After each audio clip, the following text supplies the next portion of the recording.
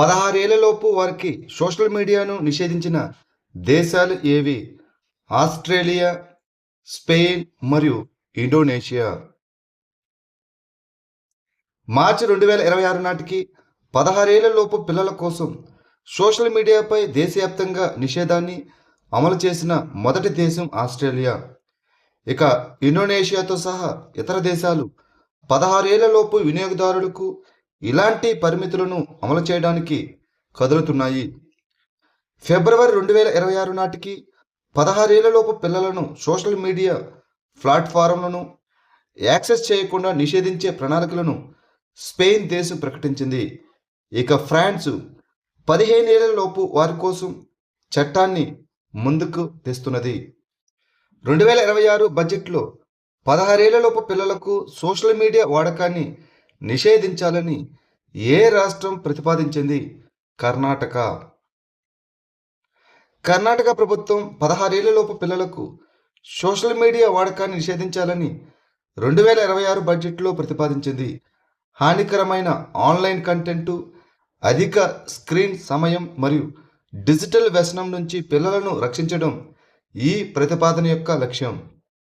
ఇక చంద్రబాబు నాయుడు నేతృత్వంలోని ఆంధ్రప్రదేశ్ ప్రభుత్వం 13 ఏళ్లలోపు పిల్లలకు ఆంక్షలు విధించడాన్ని మరియు టీనేజర్లకు యాక్సెస్ను పర్యవేక్షించడాన్ని పరిశీలిస్తున్నది.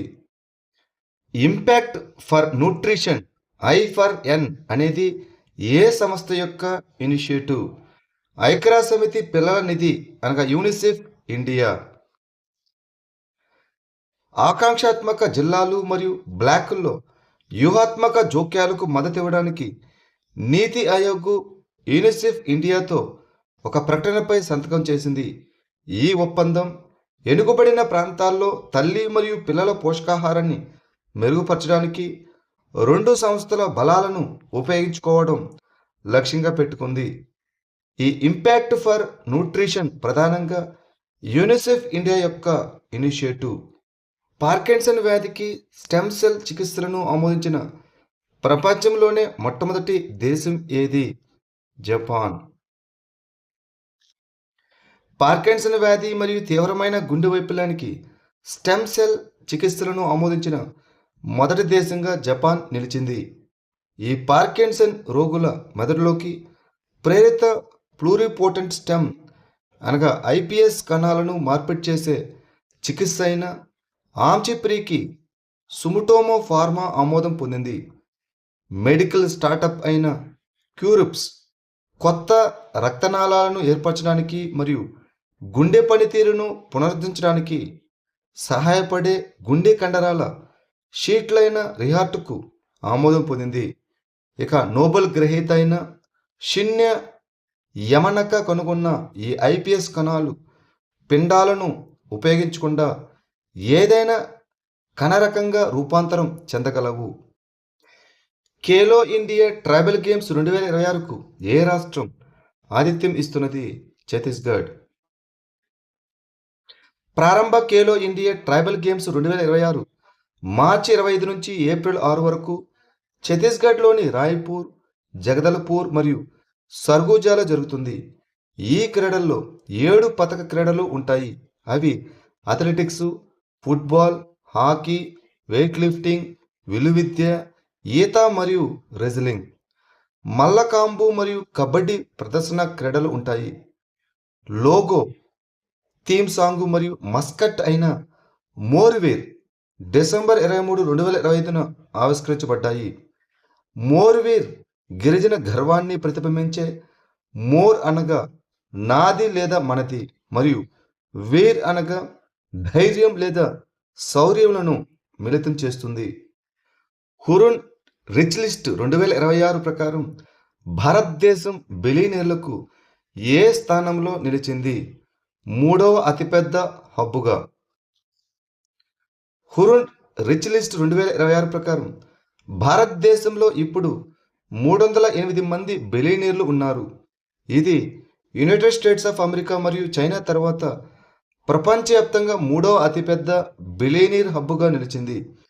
భారతీయ బిలియనీర్ల మొత్తం యొక్క సంపద 10% పెరిగి 112.6 ట్రిలియన్ డాలర్లకు చేరుకుంది. ఇక ముఖేష్ అంబానీ 9.8 ట్రిలియన్ డాలర్ల నికర విలువతో భారతదేశం మరియు ఆసియాలో అత్యంత ధనవంతుడిగా కొనసాగుతున్నారు. తర్వాత స్థానంలో గౌతమ్ అదానీ 7.5 ట్రిలియన్ డాలర్లతో ఉన్నారు. మూడవ స్థానంలో రోష్ని నాదార్ మల్హోత్రా మూడవ స్థానంలో ఉన్నారు. 95 మంది బిలియనీర్లతో ముంబై భారతదేశంలో అతిపెద్ద బిలియనీర్ కేంద్రంగా కొనసాగుతున్నది. మినిట్ మ్యాన్ 3 అనేది ఏ దేశం అభివృద్ధి చేసిన ఖండాంతర బాలిస్టిక్ క్షిపణి? ICBM, United States of America. United States of America Minuteman 3 క్షిపణిని పరీక్షించింది. ఈ మినిట్ మ్యాన్ 3 అనేది యునైటెడ్ స్టేట్స్ అభివృద్ధి చేసిన ఖండాంతర బాలిస్టిక్ క్షిపణి అనగా ఐసిబిఎం. ఇది US air force global strike command కింద భూ ఆధారిత అణు క్షిపణి. ఈ క్షిపణి దాదాపు మాక్ 23 వేగాన్ని చేరుకోగలదు. ఇది 6000 మైళ్ళ కంటే ఎక్కువ పరిధిని కలిగి ఉంటుంది. ఎంపీలాట్స్ ఈ సాక్షి పోర్టల్కు కేంద్ర నోడల్ ఏజెన్సీగా ఉన్న మంత్రిత్వ శాఖ ఏది? గణాంకాలు మరియు కార్యక్రమాల అమలు మంత్రిత్వ శాఖ. పార్లమెంటు సభ్యుల స్థానిక ప్రాంత అభివృద్ధి పథకం అనగా ఎంపీలాట్స్ కింద సవరించిన నిధుల ప్రవాహ విధానాన్ని నిర్వహించడానికి ఎంపీలాట్స్ ఈ సాక్షి వెబ్ పోర్టల్ ఏప్రిల్ 1, 2023న ప్రారంభించబడింది. ఈ పోర్టల్కు కేంద్ర నోడల్ ఏజెన్సీ అనేది గణాంకాలు మరియు కార్యక్రమాల అమలు మంత్రిత్వ శాఖ. ఈ పోర్టల్ అభివృద్ధి పనులను సిఫార్సు చేయడానికి మరియు నిధులను కేటాయించడానికి ఎంపీలు పోర్టల్ను ఉపయోగిస్తారు. జిల్లా అధికారులు పనులను మంజూరు చేస్తారు. అదేవిధంగా అమలు చేసే ఏజెన్సీలను కేటాయిస్తారు. ఇటీవల వార్తలో కనిపించిన టాకిడ్రోమస్ ఉల్టా పన్సిస్ అనగా ఏమిటి?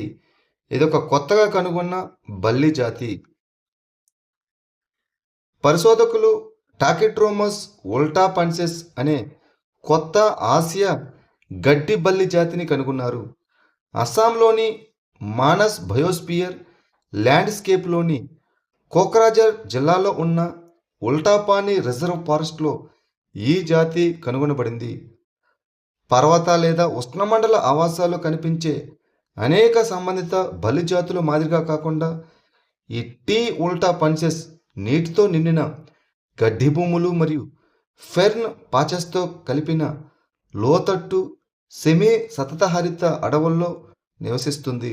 సమీపంలోని ప్రభుత్వ ఆరోగ్య సౌకర్యాల గురించి సమాచారం పొందడానికి ఏ రాష్ట్ర ప్రభుత్వం మీ హెల్త్ యాప్ను ప్రారంభించింది?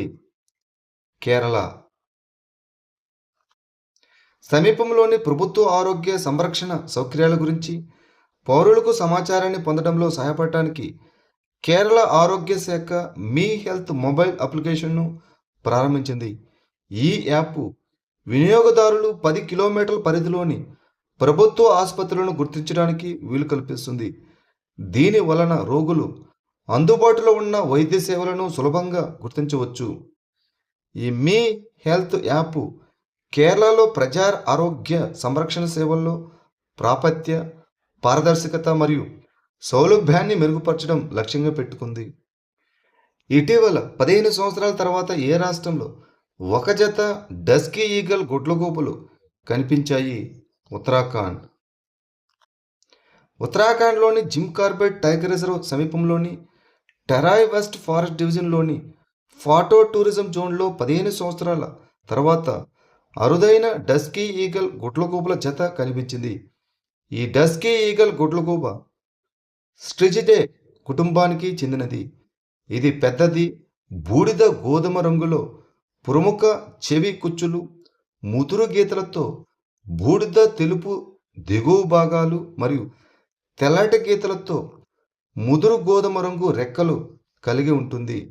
ఇది పాకిస్తాన్, భారతదేశం, Nepal, Bangladesh, Myanmar, Thailand, Malaysia మరియు చైనాలో కనిపిస్తుంది.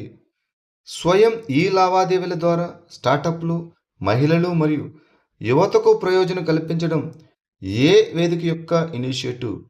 గవర్నమెంట్ ఈ మార్కెట్ ప్లేస్ జీఎం. ప్రభుత్వ ఈ మార్కెట్ ప్లేస్ జీఎం తన స్వయత్ ఇనిషియేటివ్ స్టార్టప్లు, మహిళలు మరియు యువత ప్రయోజనం ఈ లావాదేవీల ద్వారా 7 సంవత్సరాలు పూర్తి చేసుకుంది. ఈ స్వయత్ ఇనిషియేటివ్ను ప్రభుత్వ ఈ మార్కెట్ ప్లేసు ఫిబ్రవరి 19, 2019న ప్రారంభించింది. స్టార్టప్లు, మహిళా వ్యవస్థాపకులు, యువత, సూక్ష్మ మరియు చిన్న సంస్థలు, స్వయం సహాయ బృందాలు మరియు చివరి మైలు అమ్మకందారుల కోసం ప్రజాసేకరణను మరింత కలుపుకొని పోయేలా చేయడం ఈ స్వయత్ యొక్క లక్ష్యం. గుజరాత్ తన మొదటి హైటెక్ నర్సరీని ఎక్కడ ఏర్పాటు చేస్తున్నది? బనస్కాంత. గుజరాత్ రాష్ట్రం బనస్కాంత జిల్లాలోని దీసా తాలూకాలోని దావాస్ గ్రామంలో తన మొదటి హైటెక్ నర్సరీని ఏర్పాటు చేస్తున్నది. అడవుల పెంపకాన్ని ప్రోత్సహించడానికి మరియు అరుదైన వృక్ష జాతులను సంరక్షించడానికి ఈ ప్రాజెక్టు 13 ఎకరాల విస్తీర్ణంలో ఉంటుంది. దీనిని గుజరాత్ అటవీ శాఖ మరియు సామాజిక అటవీ శాఖ, అటవీ మరియు పర్యావరణ మంత్రి ప్రవీణ్ మాలి ఆధ్వర్యంలో అమలు చేస్తాయి.